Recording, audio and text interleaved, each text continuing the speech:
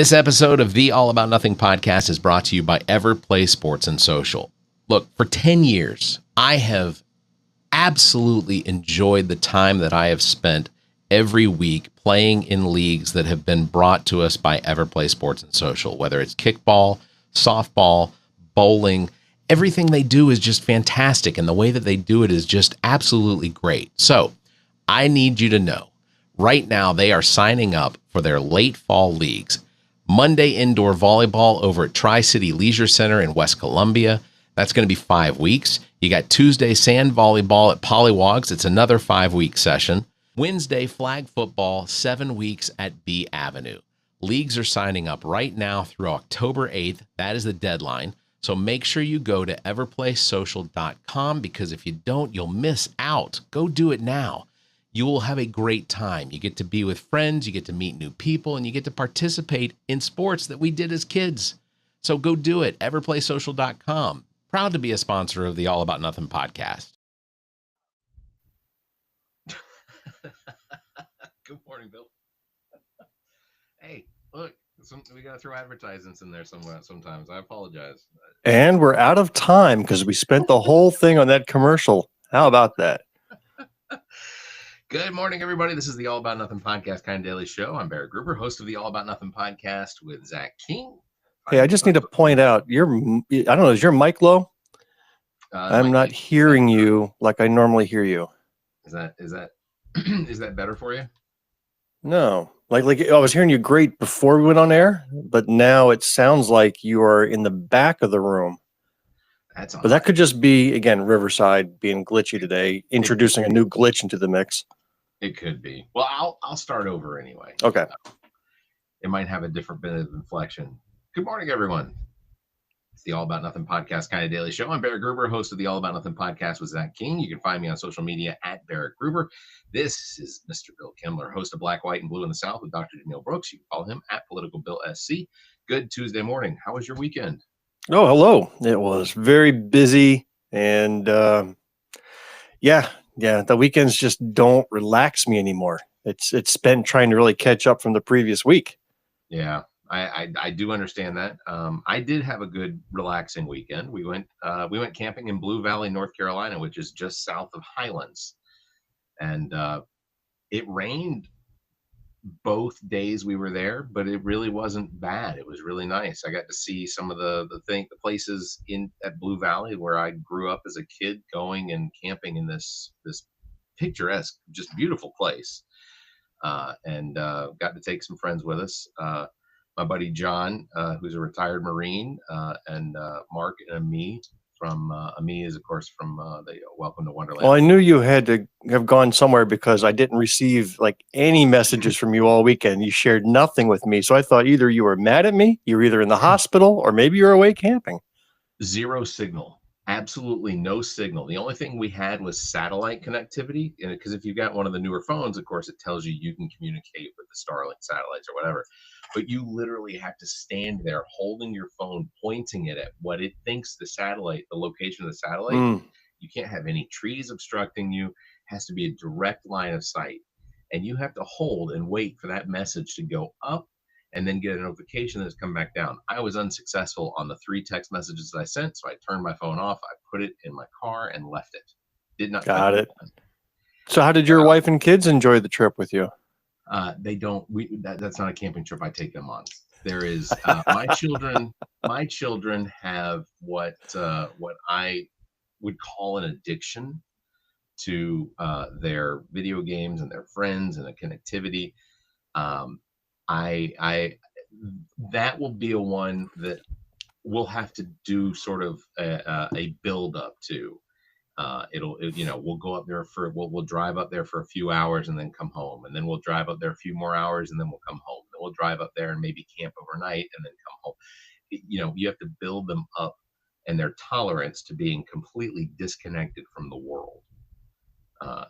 And it was nice. It was nice being disconnected completely from the world for a few days, because Monday, I'll tell you, everything just it hit the ground running. I was not aware that today into tomorrow is Rapture Day. Did you know this? A lady last night said that, yeah, I keep hearing tomorrow is Rhapsody Day. I said, boy, but we would love to have Rhapsody Day around here. That would be fun. But no, it's Rapture Day. More importantly, actually, today is Native American Day, which is a day that we celebrate in the United States every year.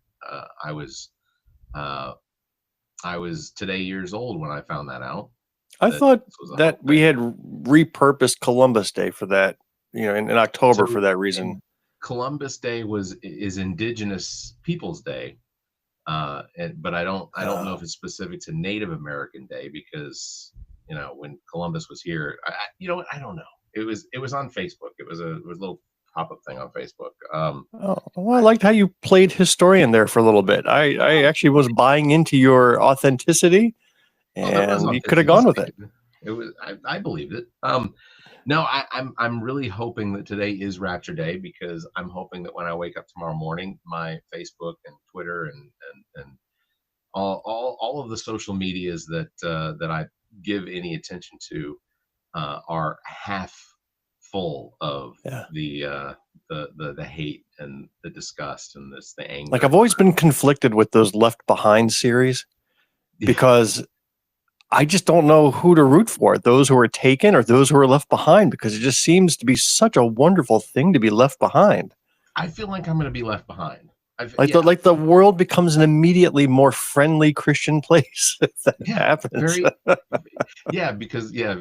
Because all the true believers, or all the believed true believers, are the ones I assume would be raptured. The ones that get left behind are the ones that are like, well, we're going down here partying our asses off. It's going to be a blast. I'm really hoping that that's what happens.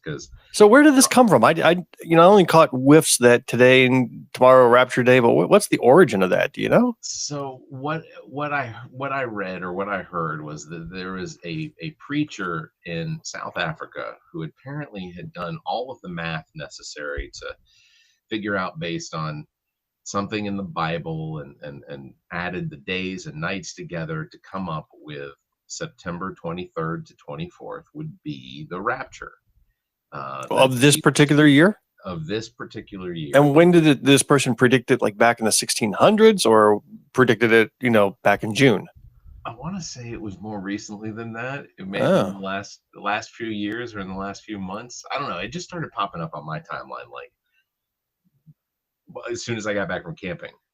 Because we've had these rapture days before where people are preparing themselves for the rapture. How do you prepare yourself for the rapture? I assume when you get raptured, your clothes just fall to the ground. You're not taking in. Just a bunch of naked people flying up into the sky. That's got to be a very disturbing image. Get your phones ready for sure. And I guess once you get raptured, the good news is you never have to worry about Tylenol giving your children autism again, right? My goodness. That was the harshest segue I've ever heard in my life. I am reeling from that. A little whiplash. Just cram that in, man. How about a little foreplay ahead of time before you just jam that topic in?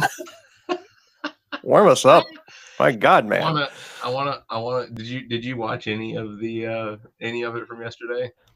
I just saw the viral clips of Trump trying to pronounce acetaminophen, and that's all I needed to see. Here we go. That's what I wanted you to see. I'm gonna.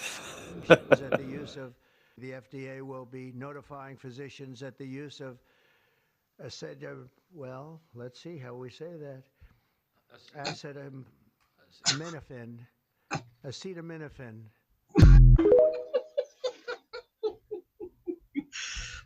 Like he's never seen or heard the word acetaminophen before, and for God's sakes, he's the president of the United States. But then you know what? I wish that clip had just gone on for 5 more seconds, because he then clarifies at a volume of 12, Tylenol. He says that's what they call it. I think the speechwriters intentionally tried not to use a brand name because it opens them up for lawsuits. Right. So they put acetaminophen in there, which is just the drug. And he couldn't say the drug, so he had to clarify, this is Tylenol. And he says it out loud into the mic at volume 12. and he's now effed. I mean, this is the world's biggest lawsuit coming his way. Because the funny thing is, and somebody pointed this out in the timeline, like, and I don't know the exact dates, but autism was classified as a disorder back in like the 1930s, and Tylenol and acetaminophen wasn't invented until the 1940s. Yeah. So like the link's already broken just from that. Yeah, I have some of that information for you. So Okay. I researched it. Dr. Leo Kanner at the Johns Hopkins University or Johns Hopkins Hospital. He first formally diagnosed 11 children having autism in 1943. Tylenol was released to the public in 1955. Now, acetaminophen had been found to be a medicinal drug that could bring down fevers and inflammation and things like that prior to that, but it had never been marketed in any way, shape, or form. Do you want to know in 1955 who Tylenol was initially marketed for? Children. Originally it came out as a pain and fever reliever to children, labeled Tylenol Elixir for Children. Wow. So what do you think is worse for Tylenol, the brand? The president of the United States coming out and saying that it causes autism, or when that maniac went and spiked the Tylenol capsules, at the drugstores back in the 80s and killed a bunch of people with that? What was worse for Tylenol, do you think? You know what? That's a really good question, because I think for the most part, everyone has believed Tylenol up until this point. They have believed that Tylenol was something that was over the shelf, that was easily accessible. It's not necessarily super expensive. So I think anyone in any cast of our current system could potentially afford Tylenol when necessary. And I know that Tylenol is the go-to for your babies when they have fevers or if they're teething or whatever. Like it's just the natural thing. That's what doctors say. They'll tell you, give your kids got a temperature, give them Tylenol. It'll bring it down. So when they were spiking the Tylenol back in the mid 80s, I kind of remember that. I was under 10 years old when it happened. Yeah, this was the whole thing that triggered the caps and the seals and the childproof, all that stuff came about because some maniac was just opening bottles at the drugstore and putting, I don't know, cyanide or something else in there, and a bunch of people died. So that was like all the thing. And now you have to have an engineer's degree to open up a bottle of Tylenol and other drugs. That's just where it all came from. But that it's going to impact Tylenol because this is the same people who believe that taking horse dewormer was going to cure you of COVID and other nutty things. People are going to believe utter crap. They're going to believe what he says. So there is a substantial population that is going to eat into this market share. Yeah, I think that it's very likely that this has a far more reaching impact than what happened in the 80s. And there's not going to be any scientific study that supports it. There's not going to be any process that supports this. Whatever happened to vaccines causing autism? Did that just go away all of a sudden? Because that was a whole campaign thing that RFK Jr. believed in. Why did he not come out with the proof that vaccines caused autism? Where did that suddenly go? I'll be honest, it's so difficult to try and keep up with what it is that RFK has done, or what it is that he's trying to convey, what it is he's trying to, I don't know. I still don't, for the love of God, know what his motivation is. Like, I look at RFK, I'm like, you have all of the Kennedy money. There's literally no point in you doing, there's no need for you to do anything that impacts the world negatively by being the Health and Human Services, director or secretary. It doesn't, like, same as Trump. I don't understand. Trump's 80 years old, 79 years old. He doesn't, the only reason they're doing this is because of the power they get out of doing it. Like, I gotta believe that Trump would be better off, getting his dialysis 3 times a week and then going and playing golf. Like, nope, because we need to release the Epstein files. That's why he's in office right now. Is the Epstein files. Where are the Epstein files? I do love the fact that every single distraction that has been attempted has ultimately, it's a wave. This is just distraction, and then when you get to the top of the crest of the wave, it's like the rollover is the Epstein files. It just continues. Everyone is still asking where the Epstein files are. Did you happen to hear our last episode? I don't know if you had a chance to listen to that yet. No, we opened up with yet. these two hillbillies, Travis and Jonathan. Okay. And they are the best. But one guy made a point. He's like, they were kicked off of TikTok, and then they feel like they were kicked off because they used the P file word, if you know what I mean. Pedo. Oh, sure. Yeah. Yeah. He says, I don't want to use that word. He says, I don't like that word, but it's all that you hear anymore. And everything is about it. It says he used to hear that word on Fox News 24/7, but now you don't hear it anymore. What happened? Says you couldn't get away from it on Fox News. I wonder what happened. I wonder what made Fox News stop saying the P word as much.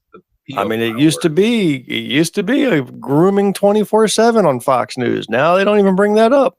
Yeah, there was a strange obsession with the PO file word. Yeah. Yeah.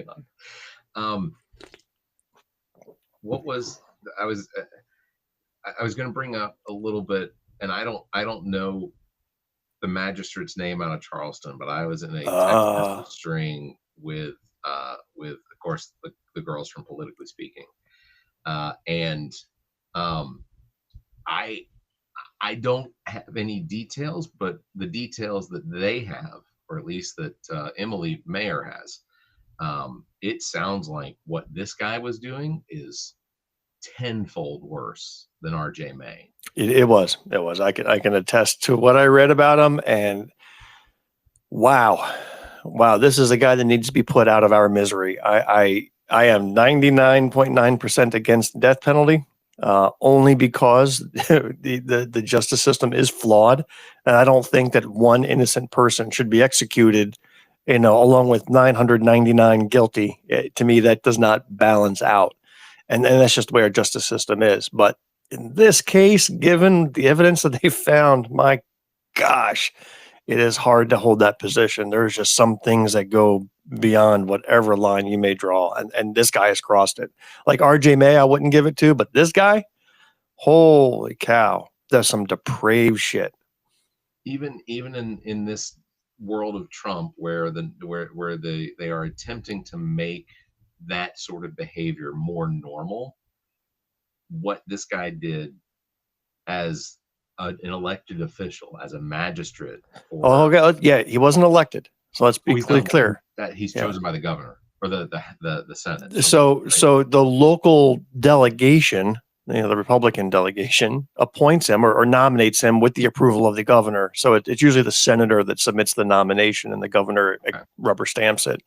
But yeah, truly, he was nominated by the local legislators. I do still get this feeling because he's been arrested, right? He's been indicted, but he is only suspended from his position as magistrate right now. It's almost the same as the RJ May situation, where RJ May was not removed from office. During his entire stint, up until a letter he sent resigning from his post, his entire stint in jail waiting trial, he was still the representative for District 88 here in South Carolina. Well, the worst part is that while he was under investigation from federal officials, he sat in the chamber and voted for 5 months. They sat him. To me, that just boggles the mind. It's like, hey, let's take this judge, and let him continue to hear court cases while his own case works through the system. That is nuts. Yeah. I feel like from the presidency down through the governors and local offices and things like that, I feel like it feels like there's an attempt to make this sort of behavior more normal, and we're hearing more and more about it, and it feels like the impact of what it is that they've done is they're trying to make it feel like it's less. I see comments on Facebook. I saw one person commenting on a thing where RJ May had one of the news stations had put a statement out saying that RJ May was going to defend himself in his court case. And the number of comments in support of RJ May No, tell me there weren't. From people that live around me, not that I know them, but like, I know that they must live in the district and supported RJ May.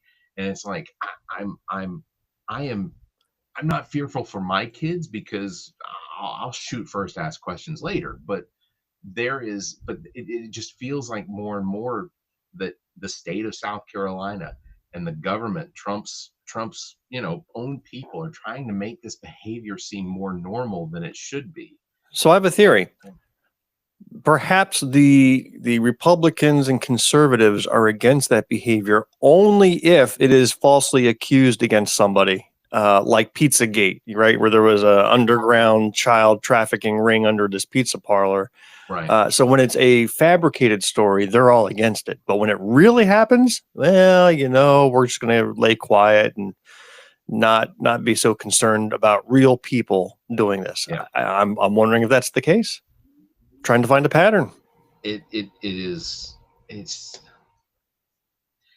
ultimately it's disgusting that we still have this sort of thing going on. I mean, I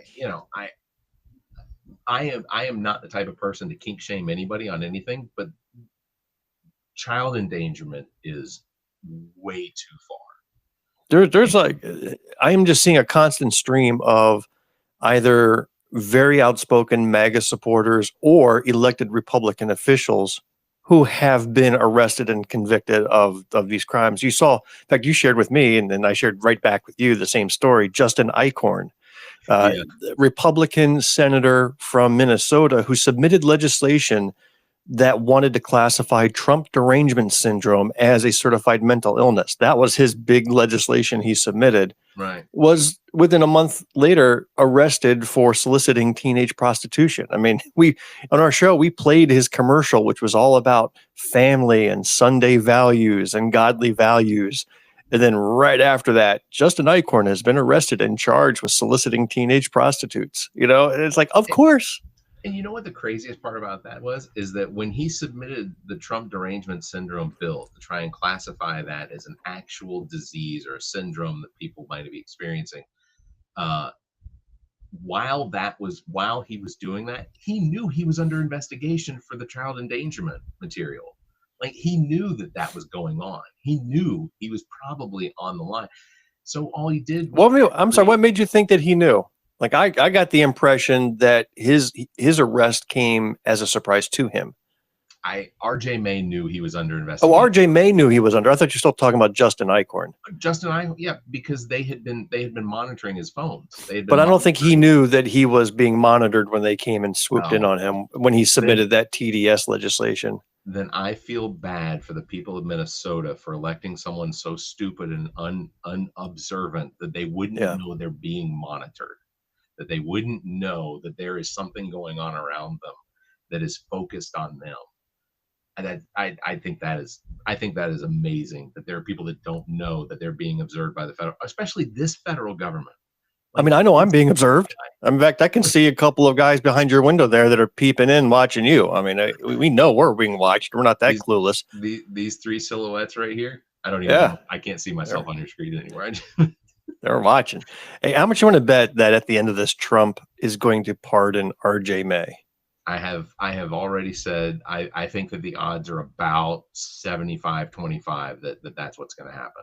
I mean, if you look at the ones that he pardoned on January 6th, did you know the number of them that have been rearrested, and several of them under child endangerment reasons? Like, he is letting loose prisoners, bad people throughout the streets who are committing these crimes again. Yeah, I don't know how many there are, but I know that it's enough that the news reports on it.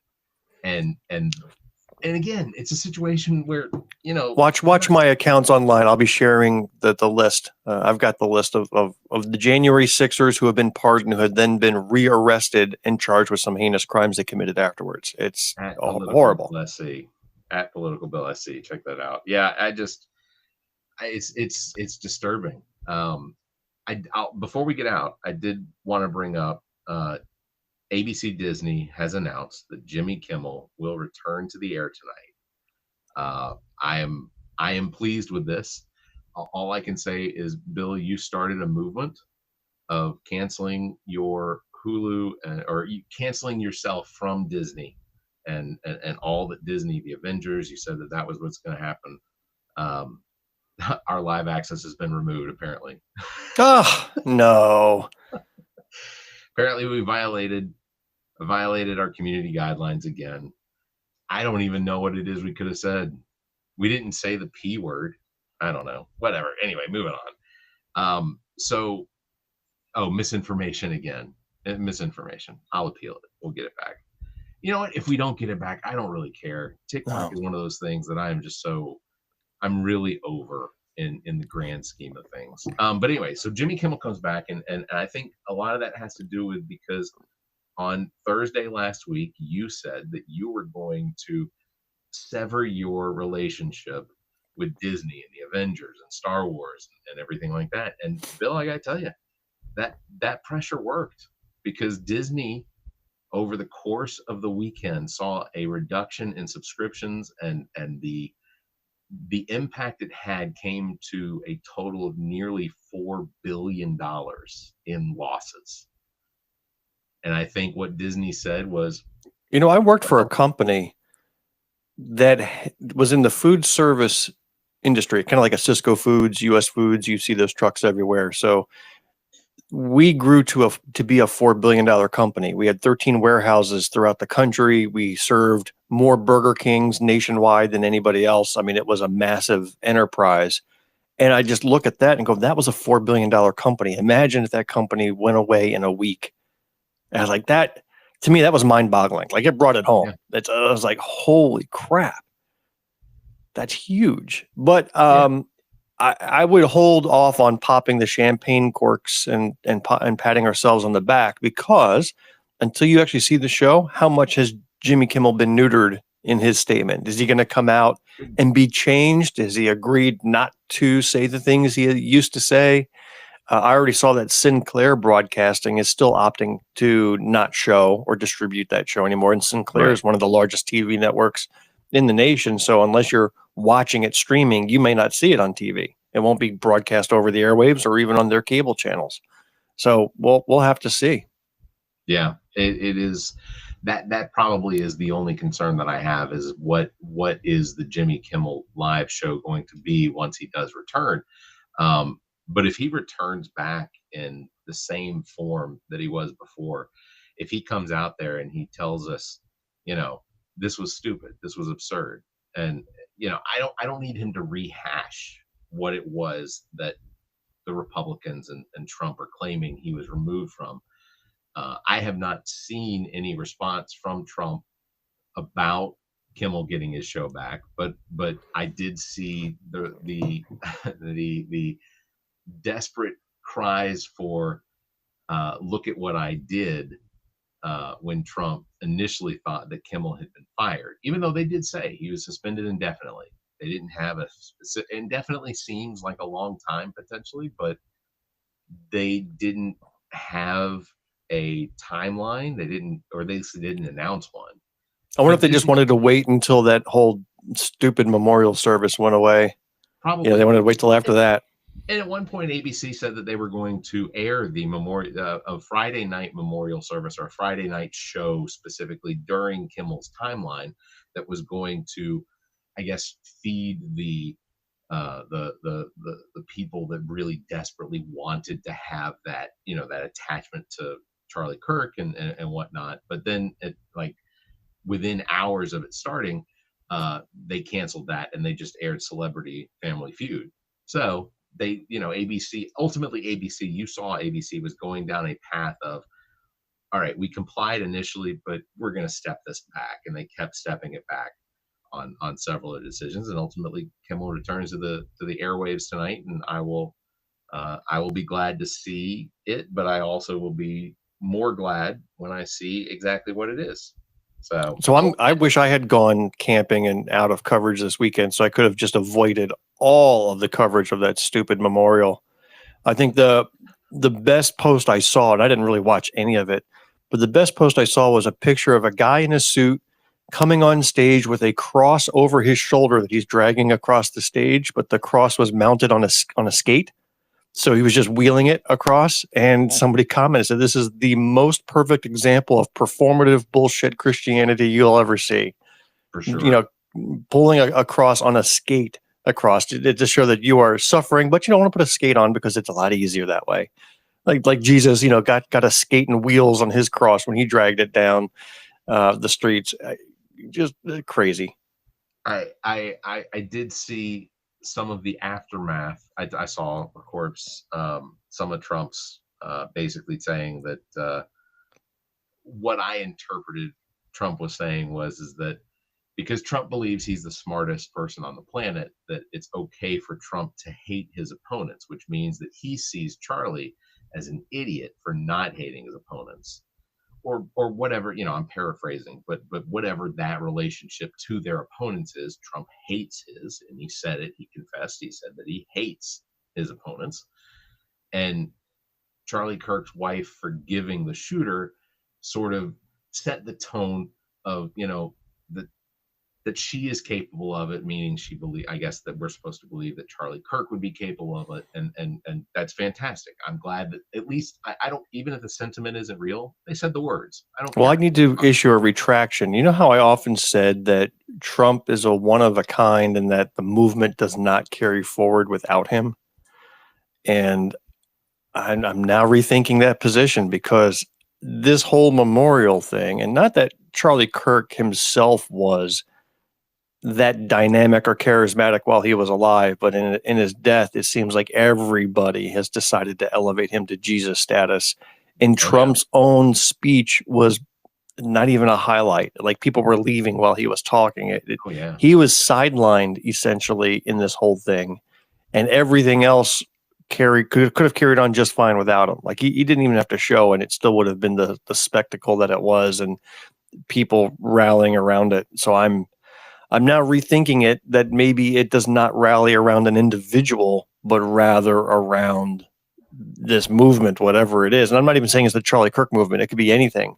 But I am thinking that this thing is self-sustaining now without that central idiot figure on top. That is a level of discomfort I was not prepared for today, Bill. Yeah. I was not. I don't see you disagreeing. No, I don't. I think that I don't know if the movement will have the fervor that it has right now, but it very well could. I mean, because, you know, Trump is such an angry, hateful, disgusting person that what it is that he projects out there gets absorbed by those people. At least with Erica Kirk and even like Ben Shapiro, there is this at least this little bit of sense that they recognize there is some humanity that they can still attach themselves to, where Trump has zero. Trump is your geriatric, racist, dementiated grandfather that, and I know a lot of people have those, but he is the symbol of what it's like, the embodiment of just pure stupid and aged stupid. Like, yeah, that's it. Aged stupid is ultimately what Donald Trump is to me. But like, there's so many people that love hearing it and seeing it when he does it, that they absorb it and then they project it back out. I feel like without Trump in that position, that maybe it wouldn't be quite as bad, but I don't know. I don't know. People are weird, and evolution, you know, halted for some people, I think, as well. So I don't know. I guess that's the most appropriate place to wrap up on. Barrett said Donald Trump was stupid. If I am here Friday with you, Bill, terrific. Unless I've been off by ICE, because ICE apparently go after American citizens, white people now. Yep. I'm curious to see if you get unbanned out of the TikTok. Let's see how that appeal goes. I filed an appeal already, so all right, we'll see. That's going to wrap it up. Big thanks to everybody for tuning in. Don't forget, you can follow me at Barrett Gruber and Bill at politicalbillsc. You can catch us live every Tuesday and Thursday right here. Until next time, you all stay safe, be kind, and keep your hands to yourself. Go Birds.